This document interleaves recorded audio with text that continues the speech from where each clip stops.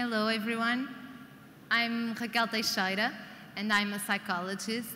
And before I begin, I would like to ask you 3 questions. First, who in this room remembers a world without email? And have you ever had to change job and learn something new? And what professions do you think our children will have in the future? Well, like I was saying, I'm a psychologist and I work in Career and Development Office at Católica Porto Business School since 2010. And in my job, I work directly with students, helping them to promote their personal and professional development. I also work closely to companies trying to better understand job market needs. So, in my job, I really care about those type of questions about the change in professional world and how that questions impact in our personal and professional development. Católica Porto Business School was founded in 1987, and we offer undergraduate and master programs and also executive education in management and economic fields. Our mission and our vision highlight the importance of the anticipation of organizations' needs and the preparation of our students to the transformation of business and society have for us as school. So, to promote the personal and professional development of our students, Católica Porto Business School created in 2006 a specialized service, the Career and Development Office. Now we have a team composed by 11 psychologists, and our mission is to promote personal and professional development of our students, connecting them to companies and to the alumni network. We have more than 500 business partners that regularly participate in our initiatives and publish jobs and internship offers. But why this connection between school and enterprises are so important for us? First, because we want to understand the job market needs. And second, because we want to fill the gap between the skills universities are promoting and the skills that job market are looking for. Mostly, we want to understand the job market transformations and to prepare our students to the future. So, we know that the labor market is changing, driven by technological innovations. And we already know that automation and artificial intelligence is being responsible for accelerating the pace of those transformations. Some studies to understand the occupation's transformation has been conducting to address the employer's perspectives, but also modeling the transformation in different occupations based on the pace of the automation adoption in different jobs in different countries. These studies predict that in 2013, 60% of the jobs will have significant transformation in their workplaces, with 30% of their work activities being full automated. They also predict that 400 to 800 million of people will need to find new jobs. The 400 number is based on the trendline scenario, based on the current investment on automation in those 46 countries. And the 800 number is based on the faster scenario, based on a faster adoption in automation in different occupations in those 46 countries. This study also predicts that 75 to 375 of the displaced individuals will need not only to find a new job, but also to switch their job field. So, even if only 5% of occupations can be fully automated, 60% of the jobs will have significant transformation in their workplaces. And also, new jobs will appear. Therefore, all workers will need to adapt. All workers, all companies, and all universities. The potential impact of automation on employment varies by occupation and from sector to sector. We have some jobs that the automation will have an higher impact, like jobs conducted in predictable environments or physical activities, or some professions that include processing a large amount of data. And we already know that we have another jobs, like those who require skills like applying expertise, managing people, interacting with others, or performing art expressions, that will be less affected by technological innovation, at least for now. So, despite of that, even in professions that will be very affected by the adoption of automation, workers could be freed up to more complex tasks, and in those will be less affected by automation adoption. Workplaces will be more complex and more technological. So both will need to adjust to new knowledge, new skills, and to a new and fast rhythm of transformation. Changes could bring some challenge, sometimes some fear, but changes could also be developmental chances. So, with technological innovation, we know that the human task in the job will be more sophisticated. So we will need more complex knowledge to address the challenge of work. The jobs that only require currently secondary education will decrease, and the jobs that require a college degree will grow. All workers will need to acquire and maintain a set of digital skills, and as the machine became more capable and the employees will spend more time leading groups, discussing ideas in teams, analyzing operation, thinking about data. So mostly all of the workers will need to improve their management education. Besides of this new knowledge, a new skill approach will be needed in all kinds of jobs and all types of workplaces. In fact, if the human task will become more sophisticated and we will spend more time discussing ideas in groups, leading teams, and interacting with clients and customers, these studies predict that we need to improve our communication skills, our teamwork and coordination skills. But in a world that become more and more globalized, we already know that the workplaces will be more culturally diverse. So empathy is another future-proof skill that we need to improve. And self-awareness will be also fundamental, not only to interact better with others, but in a world even more complex, uncertain, and ambiguous, to interact better with ourselves and to maintain our personal well-being. Besides the emotional and social transferable skills, higher-order cognitive skills will be crucial in the future.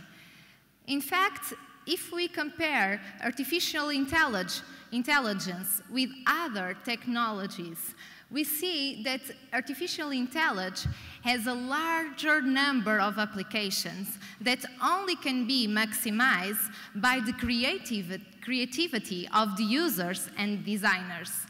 So creativity will be a future-proof skill. And employees should continue to think about the system's function. So critical thinking and logical reasoning will be also fundamental to the future. Apart those studies that were conducted globally, locally, Católica Porto Business School interviewed some companies to understand their needs in terms of transferable skills. Last year, 60 business partners participated in 7 focus groups and identified those skills as the most important skills for their employees in economics and management fields. And we can see that these companies also underlie the critical thinking, creativity, and multicultural sensitivity as fundamental for the present and for the future of their companies. Besides those skills, we all will need to improve our capacity to adapt to change and our ability to continuously learn through life in order to face the fast pace of technological innovation. In fact, if the innovation is the key for success, we will need to learn from our mistakes and keep going, adjusting our learning process in order to improve our growth.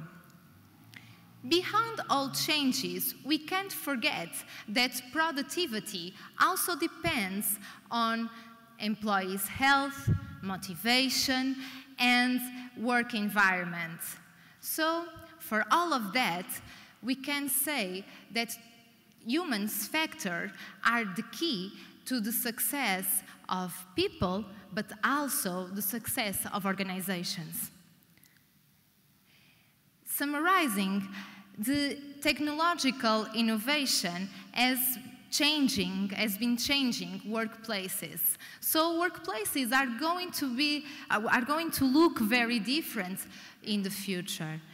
All workers will need to adapt, and teamwork, creativity, critical thinking, and emotional and social skills will be the most important requirements to the jobs. And a more people-centered approach and programs that reinforce transferable skills will be an important way to prepare the future. But how can we promote transferable skills? Well, there are a lot of research on this topic, but there are 4 factors that are fundamental to the success of our transferable skills programs. 1, development happens when all the dimensions of psychological functioning are present. Not only cognitions and behaviors, but we can't forget the emotions and the emotional dimension of learning. 2, development happens in real contexts, not when individuals are in role-playing situations, but in real scenarios. 3, development happens when we can combine action and reflection. And 4, development happens within a meaningful relationship. A meaningful relationship established with a supervisor, a mentor, a professor, a counselor can provide the fair amount of support that we need to address a great deal of challenge. Only with these factors we can successfully improve our development. Experience and action are the 2 great schools of humanity. Only by doing we can learn and we can change and we can improve.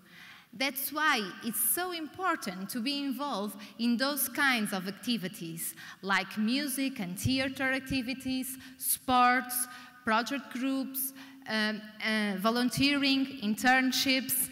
And that's why it's so important that we can bring those activities to our formal learning contexts, like the classrooms. And that's why it's so important that companies can bring those types of activities to their training sessions too. So, talking about technological innovations, is talking about also personal development. I would like in the few minutes share with you how Católica Porto Business School has tried to develop our students by embedding transferable skills in our programs.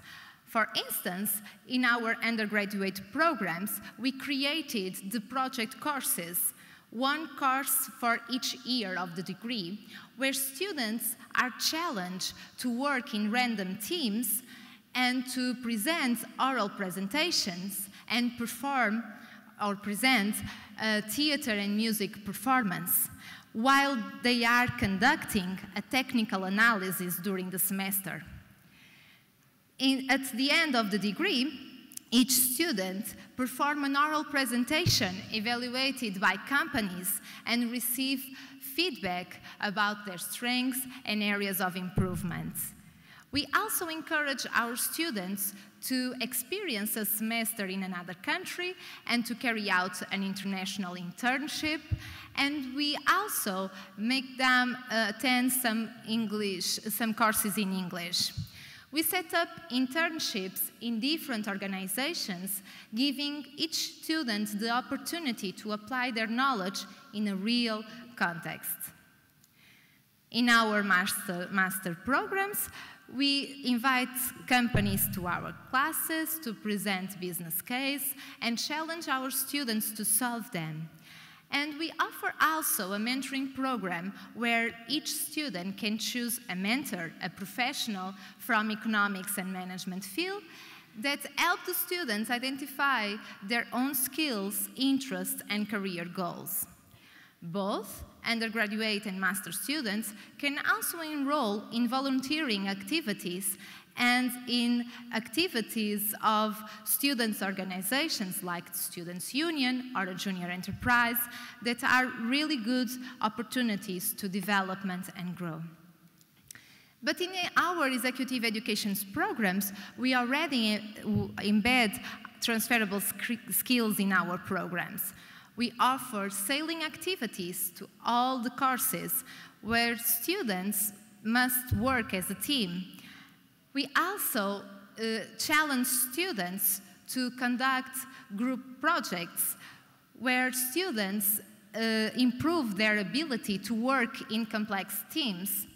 And we also create some innovative team activities like this one in the picture, where students have to prepare their own cocktails to an event network. We believe that this is the way to continuously improve the development of our students. This is the path that we already did, but we want to continue to think about our practice, and we want to continue to think about them in a very close way to companies, because we believe it's the only way to understand the job market needs and to prepare our students for the future. Talking about innovation and talking about the future is not only to think about technological innovations, scientific improves, but we truly believe that it's talking about and think about the personal development. As machines become more capable and as technical dimension of work will be conducted by machines, transferable skills will be the key factor for success and not only to humans become more prepared to the upcoming changes, but especially to keep open the boundless possibilities of human imagination, creativity, and innovation. And that's because, and that's why we can truly say that behind every great technological innovation, there's always a great human being. So, what is the future-proof skill that you want to invest in? Thank you.